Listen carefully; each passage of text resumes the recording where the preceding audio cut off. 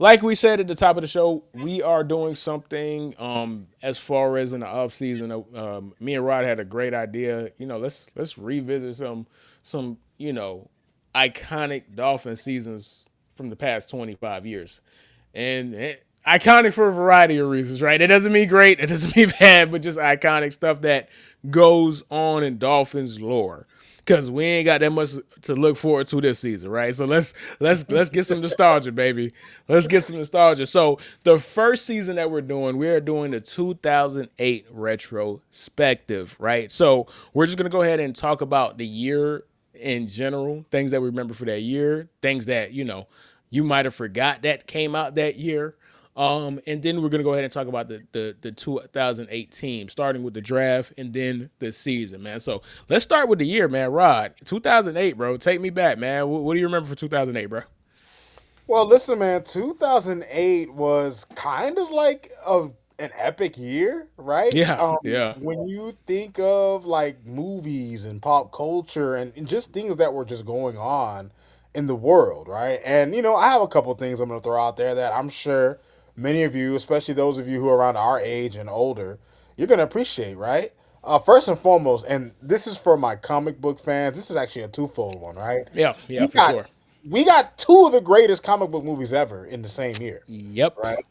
And that would be one for DC in The Dark Knight, and Iron Man was, that was the beginning of the MCU. And I do want to say this. The Dark Knight, Herbie, has a special place in my heart because I'll never forget. We went with all the homies. Your sister went with us, and we went to that premiere. And obviously, Heath Ledger, he had lost his life, right, due to things that had happened. So everybody was really anticipating the Here's movie. a little anecdote. So I don't know if you remember, it was so packed that they had to make a separate showing because we got there and they were already sold out, and we were Yeah, like, no, and it was so much people there that they decided to do a separate showing. So we all, so yeah, bro, it was it was yeah, like a I'll never forget that 12:30 night. showing. It was Yeah, like yeah, some yeah, yeah, yeah, crazy. yeah, yeah. It was a 12:30 show, and they had to make a separate showing because it was that many people there. So yeah, I'll never forget that. Never forget Nah, it that. Go. was yeah, no, it was an epic moment, man. But it wasn't just movies, right? You also had the the Olympics, right? The 2008 The Olympics, 2000 the Beijing Olympics, the Beijing incredible Olympics. Michael Phelps performance, the incredible Usain Bolt performance. The Mhm. Carter 3 came out in 2008. The Recession came out from Jeezy came out in 2008. 808s and Heartbreaks came out in 2008. Like it Mhm. was like that is an incredible year if like you actually go back and think about it. That's like one of those life changing, transformative years, like a a era defining type of year. I Like mean, Herbie, there was a recession that year, and ironically enough, The Hunger Games comes out the same year there's a recession. man, Twilight came out in 2008. Like, bro, foundational pieces of media came out in 2008. Tropic Thunder, Pineapple Express, like 2008 is goaded. Like Yeah, for real, like, let's go there. like Let's go these there. things that we take for granted in hindsight, bro. Like for sure, bro. So, what else did you want to? Was it? Do you anything else you remember? Because you had Facebook. Like it was a lot of Yeah, stuff. you had, bro. That was when Facebook really got super popping, right? That's when it became a mainstream, pretty much the first real mainstream social media since MySpace. You also had the Blackberries, bro. Herbie, you used to be one of the Blackberry I team was a black. Blackberry. I was Team BlackBerry, Brad. It You was know, you had Team Razor, you had Team iPhone, you had Team Galaxy. I was Team BlackBerry, bro. To the day it died, man. imagine this, y'all. Grand Theft Auto 4 came out in '08. We're still waiting on six. We still waiting We're on still sixes. waiting on six. That's insane. That's outrageous. That's outrageous. Oh That's man, nah, outrageous, man. So man. let's get to the Dolphins, man. Let's get to the 2008 Dolphins, man. So like I said, we're gonna go ahead and start our retrospective, and we because of this draft season, let's go ahead and start with the draft, right? So that Miami Dolphins 2008 team. These are the people that they drafted. They drafted Drake Long first overall, with the 32nd pick in the first round. They got Philip. Oh, actually, oh, was it not a first round? Because it says round two with 32. Whatever. Second pick was Philip Merling. Second round, you had Chad Henne. Third round, you had Kendall Langford. Fourth round, you had Sean Murphy. Sixth round, Jalen Parmalee. Sixth round, Donald Thomas. Sixth round, Lex Hilliard. And then seventh and the seventh round, the last pick for that year was Lionel Dawson. And I got to say, man, you guys woofed a lot on that 2008 draft, bro. I mean, Jake Jesus Long. Christ. After Jake Long, what you got? Jake Long is the like Jake Long and Kendall Langford were the only Kendall productive Langford. players that you had. Kendall Like Langford was productive. Yeah, he was productive. He was that's productive. it. Like your number two, your second pick, number 32 overall. This is what he contributed to you guys, bro. And this is Philip Merlin that we're talking about. Like you can't you can't miss this bad, bro. You cannot miss this bad, bro. For a Unless number you're the Dolphins. 32 overall pick, you only got 3.5 sacks out of this dude, bro, in 6 years of football for the Miami Dolphins. You guys only got three. You got the 3.5 sacks for a first round, basically a first round pick. It was pick number 32. He's the first rounder. You got 3.5 sacks, dog. Disgusting. He played in 16 games. 16 games. He only started two. The guy that you drafted 30 picks after him at the same position in Kendall Langford thoroughly outperformed your number one draft, your second pick. And 100%. then Chad Henne, I mean, cool, but Sean Murphy, like, you got one good player and one productive player in 2008. That was it. That was it.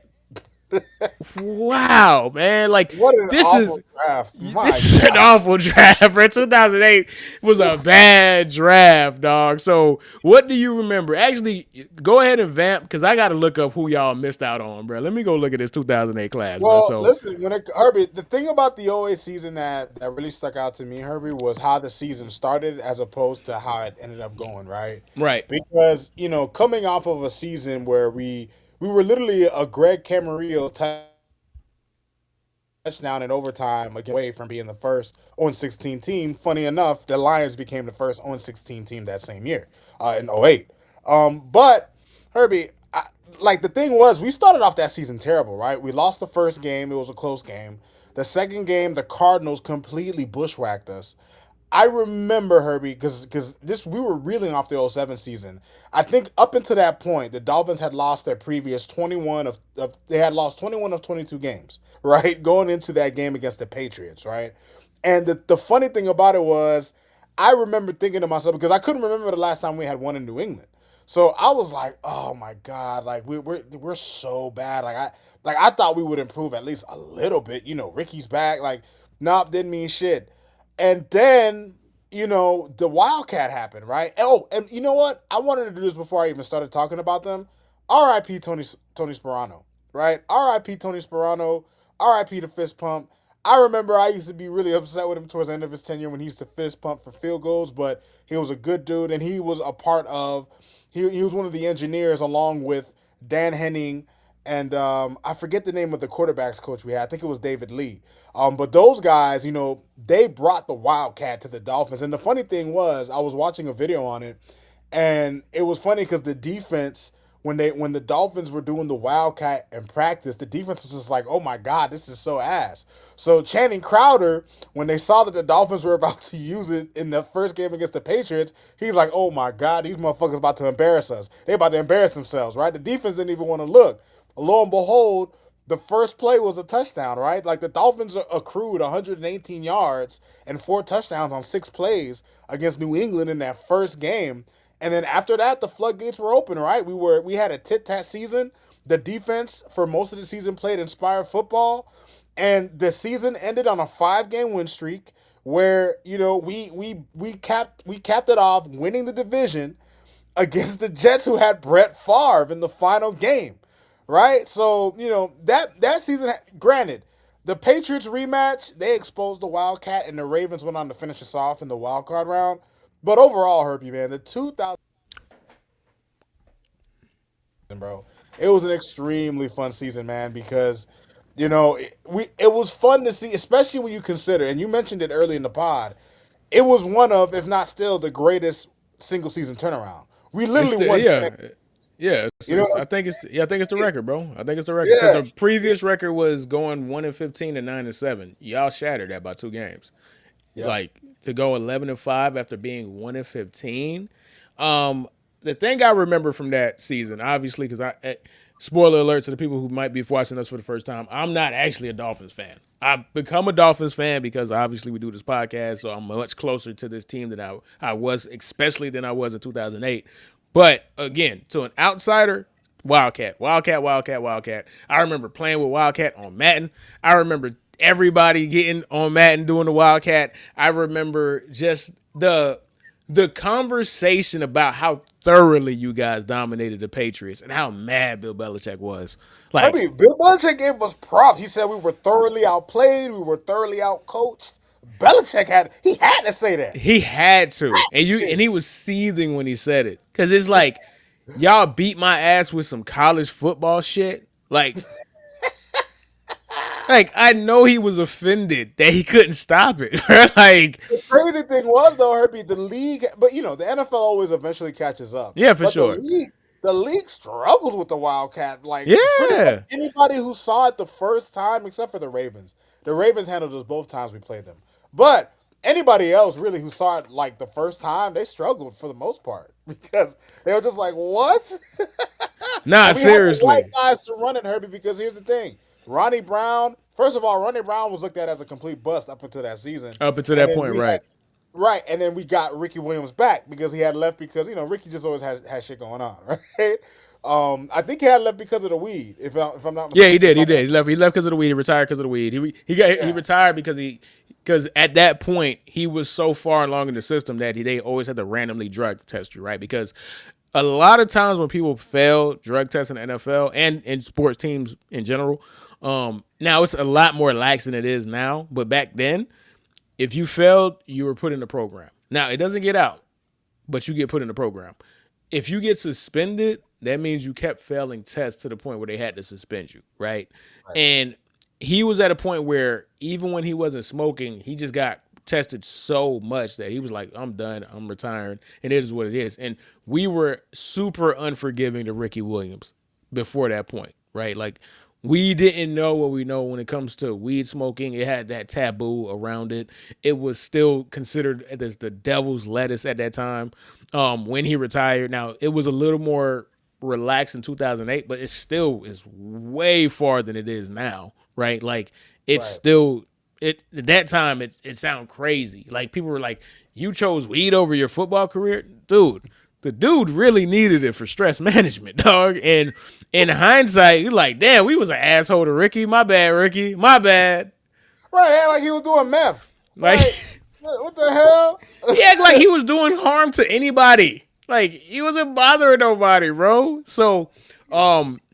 but like you were saying, you had the perfect running back because, like, when I was doing some research on it, that's one of the main things that they were talking about in regards to why it works so well with Ronnie specifically. Because Ronnie has that Le'Veon Bell esque, patient, let something develop, and then hit that hole type Right. of running style, which suited very well for the Wildcat in the way that y'all implemented it. So it was just amazing to watch because as an outside fan at the time, I was always watching to see, okay, who's gonna stop this nonsense?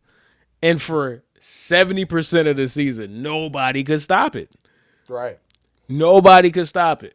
And then you had a MVP. I mean, he was finished runner up in MVP. This is a fact. MVP level Chad, that sounds crazy. Chad Pennington, who was able to play off of the Wildcat. So it was just a great offensive year for the Miami Dolphins MVP and conversation. He had 19 touchdowns and seven it's 7 picks. picks. Imagine 19 touchdowns and you're in the MVP. That was 08 NFL, bro. Imagine a quarterback now with And that's 19 coming off touchdowns. a year where a guy threw 50 touchdowns the year before, bro. Like, Thank yeah, you. so Thank you. That hey was the other thing, man. too. That was the year Brady got hurt and he didn't Yeah. play. Yeah, So, that too. So first game he was out of there. So it was a lot. Like 2008, that whole year. Just I really really enjoy. I'm gonna enjoy that this was my series, first year as an adult outside of high school.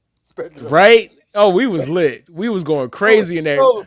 Hey, man, hey, y'all, listen, Uncle Rod and Herbo. Hey, we used to be we in the was club, we was man. outside. We were We was going. outside. What you had? That's when you had the Focus or you had the Ford. What you had, I had bruh? the Ford Taurus, man. Yeah, I we had was the going Ford crazy in that Taurus. Ford We Taurus, used to be in baby. all the hood clubs, man. The Manifold, Trends, the Armory, you name it. We was going crazy in that Ford Taurus, man. So just to bring it back to the draft talk, man. These are some of the guys that you guys could have had, bro. Y'all could have had Jordy Nelson. Y'all could have had Deshaun Jackson. Y'all could have had Matt Forte. Y'all could have had Cliff Averill. People Like, thought we were gonna draft Matt Ryan. like you should have. I mean, yeah, everybody thought y'all was going to get Matt Ryan until like the night before. At that time when it was still a secret, you didn't know, right? Like Right, you didn't know who was going because people weren't breaking the news. It wasn't all these websites. That's another thing. It wasn't this 100% 24-hour news cycle to where every single day you have every single type of scenario presented to you, so nothing can shock. Nothing can shock you. In 2008, it wasn't a 24-hour news cycle. It right, wasn't so NFL draft heavy, like 24/7, to where something could surprise you. You could say, "What? The Dolphins are going to take Jake Long over the quarterback?" and be shocked right, because it you didn't know that that was even a possibility to when the news broke, and now you're like, oh my god, oh my god, oh my god, because that's at the time, and I don't think people remember this. That is at the time where you could sign your contract before you get drafted. That's what happened with Mario Williams in 2006. That's when everybody thought that the Reggie Bush was going to the Houston Texans because they had the number one pick. And then I want to say 2 or 3 days before the draft, the news broke that Mario Williams signed with the Houston Texans. So we knew before the draft that he was going to go number one because he signed a contract with the Houston Texans. And at that right. point, we knew that the Saints, who had the number two pick, was going to take Reggie Bush. That was shocking. That was Right. shocking because it wasn't a bunch of mock drafts and here and this and YouTube channels all talking about the same thing and having all of these possibilities out there. So Right. draft trades were shocking. Draft decisions were shocking, right? Hmm. Like that, there was true mystique around the NFL draft because you really didn't know what was going to happen. But yeah, the Dolphins taking the fucking lineman instead of the quarterback because Bill Parcells just couldn't get out of his own way. What a failed And he experiment, man. couldn't fight his instincts because he couldn't see the future of football, which is obviously you take the quarterback. He just could not fight his instincts, and that Right. having a complete lasting impact on you as a fan, me as an observer, like these things that you just I'll listen, Herbie. Not to cut you off. I'll be honest go with ahead, y'all. go This, ahead. It's your I, team, I, bro. Go I, ahead, take the listen, floor. I've never revealed this to anybody, but I'm gonna reveal it now. I honestly rooted against Matt Ryan for years because I was so sick. I was so sick of people saying, "Oh, you should have took Matt Ryan. You should have took Matt Ryan." So I was whenever somebody brought up my Matt Ryan, I was quick to shoot it down. Herbie, did you see this guy? 28-3. Like Herbie, like I have. Hey, Matt Ryan, I'm sorry, bro. I never meant to hate you, man. I was just tired of the outside noise, man. Oh man, it feels good to get it off my chest. I had Oh, that bro, feeling get it off your last chest, man. This is a safe space, man. That's what we're night. Yeah, here I had for, that man. We feeling got last the homies night. in the chat, man. People in the chat, man. Shout out to the chat, man. Shout Shout out out to to the it. chat.